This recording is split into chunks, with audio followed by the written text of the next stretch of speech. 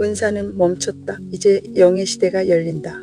세상의 한쪽에서는 최첨단 기술을 자랑하며 사람들의 부러움을 받는 이들이 있는가 하면 다른 한쪽에서는 날마다 치솟는 물가 때문에 하루를 버티기조차 어려워 신음하는 사람들이 있다.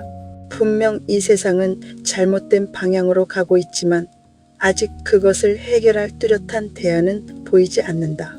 세상이 잘못 갈 수밖에 없는 이유를 알아내는 것은 어렵지 않다. 이 우주의 주인이신 하나님의 의도하심대로 세상이 움직이지 않기 때문이다. 지금은 하나님을 믿지 않는 사람들이 하나님의 뜻과는 무관하게 세상을 다스리고 있다. 그 결과 하나님을 믿는 사람이나 믿지 않는 사람이나 모두 참이 아닌 길을 걷고 있다.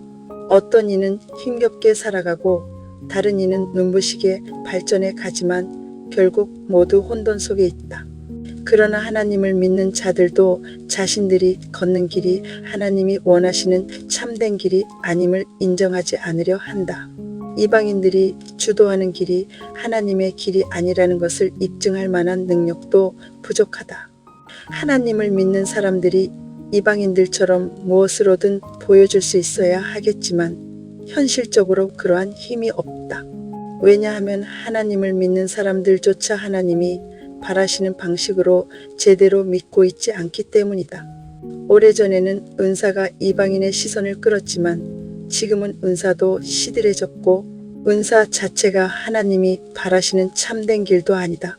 사람들이 하나님을 참되게 믿었다면 세상은 이미 하나님의 나라로 변화되었을 것이다.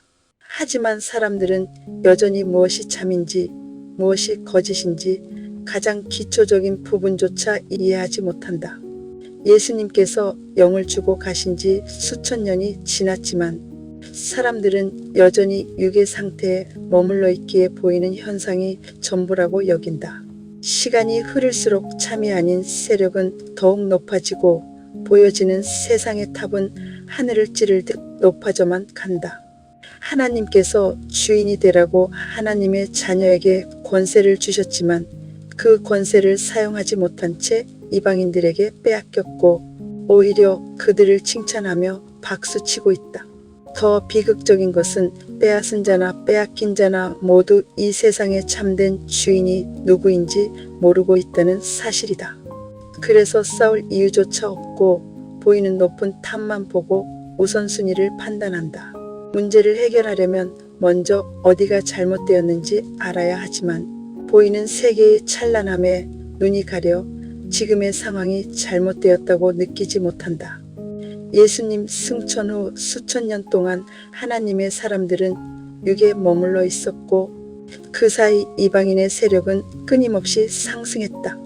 하나님의 사람들은 은사에 도취되어 정작 가야 할 영의 길은 가지 않고 육의 차원에서 헤매는 사이 세상은 가짜 세력이 하늘을 찌를 듯 팽배해졌다.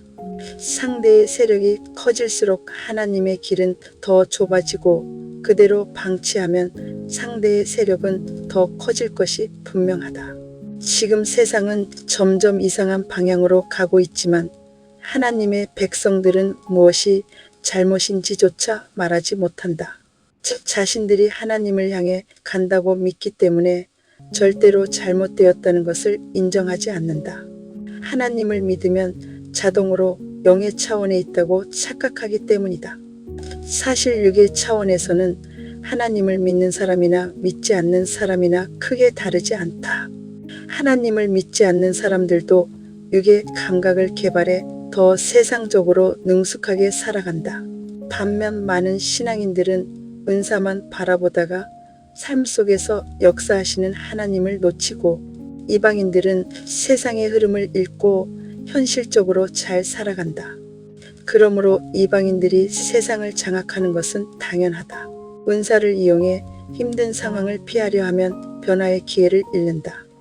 그 결과 세상도 잘못 살고 하나님 자녀가 되는 길도 제대로 가지 못한다. 그래서 오히려 삶은 더 어려워지고 결국 세상 사람들에게 밀려 그들의 뒤치다꺼리만 하게 되었다. 이제라도 눈을 뜨고 현실을 직시해야 한다.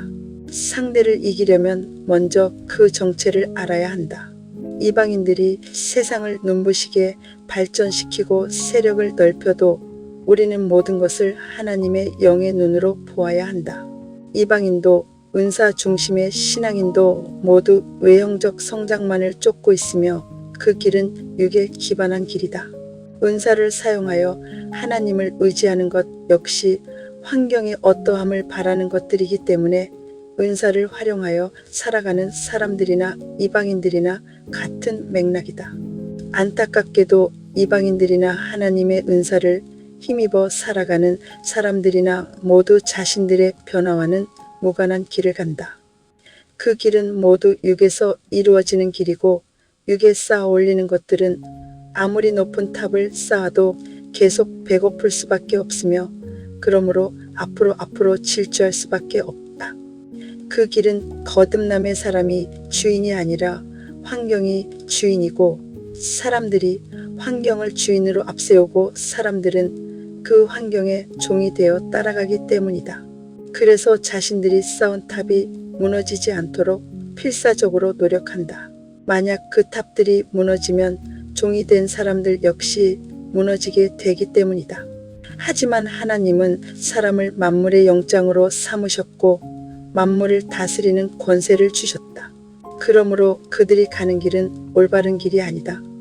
그럼에도 사람들은 재벌과 성공한 사람들의 행적을 따르며 그들과 같은 부자가 되기 위해 노력한다. 그러나 이 세상은 영원한 곳이 아니라 영혼을 준비하는 잠시의 장소이다. 이 잠깐의 세상이 어떻게 영혼의 세계와 비교될 수 있겠는가? 하나님의 나라는 은사자나 이방인이 추구하는 길과는 완전히 다르다. 이방인들의 무기는 기술, 물질, 지식 같은 보이는 것들이지만 하나님의 나라는 그런 외형을 앞으로 세울 필요가 없다. 영으로 변화된 사람은 보이는 모든 것과 악한 영을 이겨 보이지 않는 가치를 만들어낸 사람이다. 그 가치가 채워질 때 거듭남의 영의 사람이 된다. 이 사람은 이미 보이는 것을 통과하여 보이지 않는 것을 소유한 사람이며 하나님을 닮은 자이고 모든 것을 다스릴 수 있는 권세를 가진 사람이다. 은사자나 이방인은 환경을 앞세우지만 하나님 나라에 속한 사람은 하나님께 속한 영의 사람이다. 보이는 물질과 힘은 결국 사라지는 것이고 그래서 그들은 항상 배고프다. 그러나 하나님의 영은 보이지 않는 가치이므로 영원히 사라지지 않고 영으로 변화된 사람은 갈수록 충만해지고 배고프지 않다. 은사자들이 기도에 매달리는 이유도 환경이 원하는 대로 이루어지기를 바라는 것들이다. 이 세상은 하나님의 진정한 자녀가 되는 길을 갈 때 비로소 잘 살아갈 수 있도록 설계되었다. 영의 길이 바로 그 길이다. 겉으로는 은사자나 이방인의 길이 대단해 보일지라도 그것은 잘못된 길이다. 만약 이 세상이 끝이라면 그들의 길이 승리일 것이다. 그러나 고린도후서 말씀처럼 보이는 것은 잠깐이고 보이지 않는 것은 영원하다. 말씀처럼 보이는 것은 영원성이 없고 언젠가 사라진다.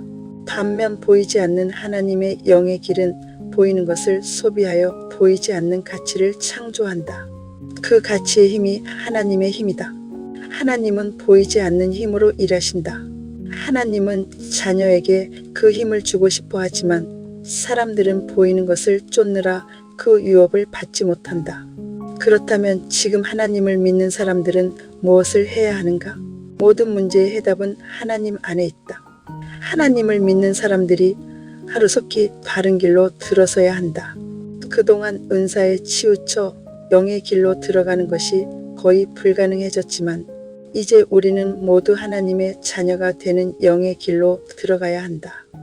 그 길만이 영원히 사는 길이며 그렇게 될 때 이 세상은 하나님이 원하시는 대로 운행이 될 것이고 이 우주의 주인의 자리를 회복하게 된다.